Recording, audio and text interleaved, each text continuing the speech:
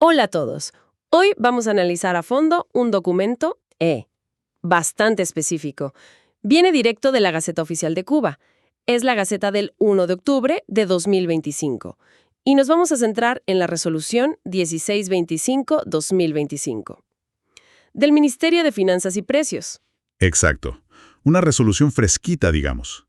Sí, y con un tema muy concreto. Resulta que actualiza los valores mínimos que el Estado cubano le pone al suelo. Pero no cualquier suelo, el destinado al turismo. Principalmente hoteles y terrenos para campos de golf, según entiendo. Justo eso. Y el propio texto, bueno, lo dice sin rodeos. El objetivo es potenciar los niveles de inversiones con capital extranjero. O sea, buscan atraer más inversión. Queda claro. Pues sí. Entonces, lo que queremos hacer hoy es desglosar esto. Ver qué cambia, qué números se manejan ahora para diferentes zonas y cómo funciona eso de calcular el valor cuando no compras la tierra, sino que la usas por un tiempo, el derecho de superficie o usufructo. Ajá, que es un modelo muy común allá, ¿no? Exacto. Y un detalle importante, esta resolución deja sin efecto una anterior, la 501 de 2019. Así que bueno, entremos en materia. Dale. Para empezar a entender, la resolución menciona su base legal, ¿no? Se apoya en normas previas, que básicamente le dan al Ministerio de Finanzas y Precios la chamba de controlar el patrimonio del Estado. Y de certificar el valor de esos bienes. Sobre todo cuando van a parar a empresas mixtas o de capital totalmente extranjero. Eso viene de antes, de un acuerdo de 2018 y otra resolución de 2012. Claro, el marco general. Precisamente. Y la justificación que da esta nueva resolución, en la parte del por cuánto, es muy directa. Había que actualizar los valores mínimos del suelo. La frase clave, como ya dijiste, es esa de potenciar los niveles de inversiones con capital extranjero. Una señal, ¿no? Una señal clarísima. Buscan ajustar las reglas de entrada. Quizás para hacerlas, no sé, más atractivas, o simplemente más acordes a la realidad actual. Y por eso, bueno, dicen que derogan la de 2019 para que no haya confusión, para evitar lo que llaman dispersión legislativa. Todo en una sola norma. Entendido. Entonces, ¿qué decide exactamente? ¿Cuáles son los puntos clave del resuelvo? A ver, Primero, dice que establecen nuevos valores mínimos del suelo, si fuera en propiedad. El BMOS lo llaman. Esto para inmuebles hoteleros en ciertas zonas turísticas. Hay una tabla, el anexo 1, que los detalla. ajá, valores base en propiedad para hoteles. Segundo, algo parecido para los terrenos de campos de golf. También valores mínimos en propiedad. Eso está en el anexo 2. Bien, hoteles y golf, cubiertos. ¿Y qué más? Y tercero, que esto me parece interesante, mete un coeficiente de corrección. Ah, sí, el anexo 3. Exacto. Es como una fórmula, ¿no? Que se usa para calcular el valor mínimo si no compras, si solo tienes el derecho de superficie o usufructo. Depende de cuántos años dure ese derecho. Y ojo aquí, porque este punto de los valores mínimos y el coeficiente es crucial. Hay que entender bien que estos BMS, los valores mínimos del suelo, son justo eso, mínimos, referencias. No son el precio final entonces. Para nada. La resolución misma los llama referencia obligatoria. El valor final de cada proyecto sale de un avalúo, una tasación técnica. Y esa tasación además tiene que certificarla una dirección específica del Ministerio, la de Patrimonio del Estado. O sea que los números que vamos a ver en los anexos son como el piso. La base para empezar a hablar. Justo eso, el punto de partida. Sobre esa base se hace la valoración real y uno supone la negociación entre el Estado y el inversor. Interesante. Podría dar cierta flexibilidad, ¿no? Aunque claro, marca un límite inferior que pone el gobierno. Ahí es donde se pone interesante pensar cómo funciona en la práctica. Hablemos de esos pisos entonces. Miremos el anexo 1, el de uso hotelero. Están en dólares por metro cuadrado. Ujú. Y, vaya si hay diferencias. El valor más alto está en el vedado, La Habana, 1.263,60, 1.263.60 USD por metro cuadrado. Uf, eso es bastante alto. El vedado, claro. Zona top. Muchísimo. Y si comparas, mira, Viñales, que es súper turístico en Pinar del Río, está en 694.98. Varadero, quizá la playa más famosa, 842.40. Varadero y Tlizo por debajo del vedado. Interesante. Sí. Luego tienes cayos como Cayo Largo del Sur, a 294.84. O Guardalavaca, en Holguín, a 245.70. Ya bajamos bastante. Pero es que luego ves zonas como Marea del Portillo, allá en Granma, por 64.58. 64. O La Altura, en Artemisa, por 64.35. ¡Caramba! La diferencia es abismal, como dices. Exacto. ¿Qué nos dice esta disparidad tan grande? Entre más de 1.200 y apenas 64. Es una variación enorme, ¿sí? Y creo que refleja varias cosas. Por un lado, lo obvio, la ubicación es clave, como en cualquier lado. El vedado es el centro neurálgico, alto valor percibido, pues se dispara. Pero más allá, estos valores podrían estar marcando las zonas que el Estado ve como premium, ¿no?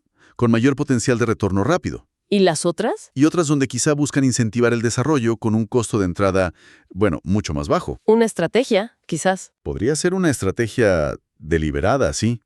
Zonas ya consolidadas, con infraestructura, como La Habana o Varadero, tienen valores altos que reflejan su atractivo actual. Y los valores mucho menores en otras provincias podrían ser un intento de diversificar la inversión, llevar capital a regiones con potencial pero menos desarrolladas. Tiene lógica. Ojo, también podría ser simplemente un reflejo de las diferencias objetivas actuales en infraestructura, acceso, servicios. La pregunta clave es si esos mínimos tan bajos en algunas áreas son suficientemente atractivos y faltan otras cosas, ¿no? Claro, el valor del suelo es solo una parte. Muy interesante. Y bueno, si esa es la idea para hoteles, ¿qué pasa con los campos de golf? El anexo 2. Ujú. La estructura ahí es un poco distinta, ¿verdad? No es un número fijo por zona. Así es. Para los campos de golf, la resolución da rangos de valores, también en USD, aunque fíjate que no dice explícitamente por metro cuadrado. Pero bueno, se asume que es por unidad de área. Rangos. Sí, y dependen de varios factores. La ubicación general, La Habana, Varadero, la costa norte de Holguín y Santiago, Trinidad, Cayo Coco. Y luego una categoría genérica de otras zonas. Ok, ubicación, ¿qué más? También importa si el suelo ya está urbanizado o es solo urbanizable. O sea, si requiere mucha inversión inicial o no. Entiendo. Infraestructura. Y finalmente, la calidad del acceso. Si tiene buenas facilidades o solo regulares. A ver, pongamos un ejemplo para que se entienda. Dale. En La Habana, si el terreno ya está urbanizado y tiene buen acceso, el rango del valor mínimo va de 2.50 a 3.10 USD por unidad de área. Ok, 2.50 a 3.10. Pero si te vas a la categoría otras zonas, en un terreno que necesita urbanización y tiene acceso regular, el rango se desploma, de 0.15 a 0.40 USD. 15 centavos a 40 centavos. Es una diferencia enorme. Casi 10-1 en los extremos, como decías antes con los hoteles. Tremenda diferencia. Pero esta estructura de rangos para el golf tiene bastante sentido, ¿no? Reconoce que un campo de golf es un proyecto muy particular. Su valor depende muchísimo de factores específicos más allá de en qué provincia esté. La cercanía a polos turísticos o ciudades importantes, eso eleva el valor base. Por eso La Habana, Varadero, Cayo Coco tienen rangos más altos. Claro. El estado del terreno, si hay que meterle mucha plata en infraestructura básica, eso es crucial. Y el acceso, por supuesto. Entonces esta estructura da más flexibilidad, ¿no? Yo creo que sí. Permite adaptar la valoración a las condiciones particulares del sitio. No es un valor único para toda una región, sino un marco que considera las características del terreno propuesto. Podría facilitar la evaluación de proyectos en lugares muy distintos. Suena lógico. Bien. Y nos queda el tercer elemento clave. El anexo 3. El famoso coeficiente de corrección. El multiplicador. Ese mismo. El que se usa para calcular el valor cuando no compras, sino que obtienes el derecho de uso por un tiempo. ¿Cómo funciona exactamente? Pues es una tabla bastante ingeniosa, la verdad. Te da un multiplicador que depende directamente de cuántos años dure el derecho de superficie o usufructo. Va desde 1 año hasta 100 años. A ver, veamos algunos números.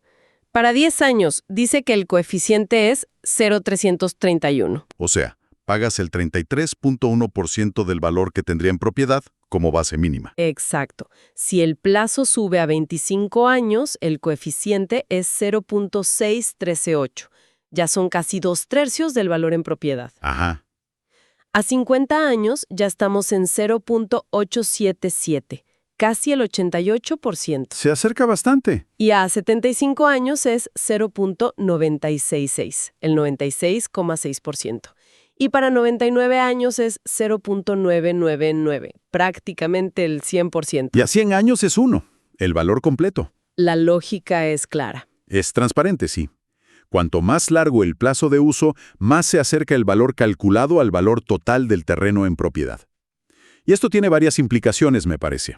Primero, vincula el costo del suelo estatal directamente con la duración del compromiso del inversor. Lógico. Segundo, y muy importante en el modelo cubano, mantiene el principio de que la propiedad de la tierra es del Estado. El inversor paga por usarla, no por ser dueño. Salvo excepciones que esta resolución de hecho no cubre. Entonces, se podría leer como un incentivo para que los inversores se comprometan a plazos más largos. Si vas a estar casi 100 años, pagas casi lo mismo que si compraras, pero la tierra sigue siendo del Estado. Podría verse así. Ojo, un compromiso a muy largo plazo, 50 o 99 años, implica pagar un porcentaje altísimo del valor teórico en propiedad solo por el derecho de uso. Claro. Esto podría hacer que los inversores piensen muy bien cuál es la duración óptima para su negocio. Un plazo más corto significa menos desembolso inicial por el suelo, lo que puede ser atractivo. Pero el costo anualizado del derecho sería proporcionalmente más alto. Exacto. Es un mecanismo que estructura el costo de una forma muy particular, ligándolo a la longevidad del proyecto. Habría que compararlo con cómo se hace en otros países, ¿no? Los arrendamientos a largo plazo para inversión extranjera, para ver qué tan competitivo resulta. Hay unos apartados, el 5º y el 6º, Sí, las exclusiones. dicen que las parcelas para desarrollo inmobiliario y parques temáticos asociados al turismo, esas se valoran por otros métodos, no necesariamente con estos mínimos. Ajá. Y tampoco aplican estos valores si los derechos sobre el terreno se dan a perpetuidad. ¿Por qué crees que excluyen estas cosas? Es interesante esa delimitación. Marca claramente el terreno de juego de esta resolución. Hoteles y campos de golf bajo derechos temporales de uso. Superficie o usufructo. Que el desarrollo inmobiliario puro, o sea, vender viviendas, por ejemplo, o los parques temáticos queden fuera, sugiere que son categorías de inversión distintas. Con otros modelos de negocio, quizás. Claro, quizás con otros riesgos, otros marcos legales.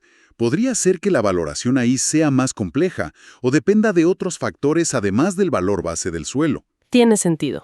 Y la exclusión de los derechos a perpetuidad es coherente. Lo normal para la inversión extranjera en Cuba son concesiones temporales, no propiedad plena y perpetua del terreno. Esos casos, si es que existen, necesitarían otro tratamiento legal y de valoración completamente diferente. Entiendo. Nos deja pensando en los distintos regímenes que pueden coexistir para la inversión inmobiliaria allá. Sí, es complejo. Y bueno, para cerrar el círculo legal, la resolución termina con una disposición final única, muy clara. ¿La derogación? Exacto. Dice, sin más, que la resolución 501 de 2019 queda derogada. Fin de la historia para esa norma. Es el paso lógico y necesario, ¿no? Reemplaza la norma vieja por la nueva. Así queda claro cuál es el marco regulatorio vigente para estos valores mínimos. Es una cuestión de ordenamiento jurídico para evitar líos y contradicciones. Perfecto. Entonces, si tuviéramos que resumir la esencia de esta resolución 16.5/2025, ¿qué diríamos? Pues, Diríamos que Cuba ha puesto sobre la mesa una actualización de sus cartas de valoración para terrenos estatales destinados a inversión turística extranjera, específicamente hoteles y golf. ajá, Fija valores mínimos de referencia que varían muchísimo según la zona y establece un método claro para calcular cuánto cuesta usar esos terrenos a largo plazo, sin ser dueño. vinculando el costo a la duración del proyecto. Exacto. Y, por supuesto, limpia la mesa de la regulación anterior. Eso es. ¿Y qué significa esto para alguien que observa o que podría invertir? Pues es un intento de clarificar y actualizar el marco de valoración para activos estatales clave en el turismo. Les da una señal. Les da una señal, un piso, sobre cuánto valora el gobierno esos terrenos en distintas partes del país. Y hace transparente la estructura de costos según el tipo de derecho, propiedad versus uso, y la duración del compromiso. Es una pieza más en el complejo rompecabezas de la inversión extranjera en Cuba. Queda claro el mecanismo. Pero como reflexión final, yendo un poco más allá de la mecánica de los números. Sí, creo que la reflexión que queda es, ¿qué estrategia de fondo podrían estar revelando estos valores tan distintos y este sistema de coeficientes? ¿Buscan de verdad canalizar la inversión hacia ciertas zonas o tipos de proyecto? Por ejemplo, ¿los valores altos en zonas premium son para maximizar ingresos o podrían frenar a algunos inversores? Buena pregunta. ¿Y los valores tan bajos en otras zonas son suficiente incentivos y falta infraestructura? Y la gran pregunta, quizás, como estos son valores mínimos y luego viene un avalúo, ¿cuánto espacio real queda para negociar en la práctica? Pensar en cómo estos instrumentos financieros chocan o se alinean con la realidad del mercado y las decisiones de inversión, eso nos da una visión más profunda sobre el futuro posible del turismo en la isla, ¿no crees?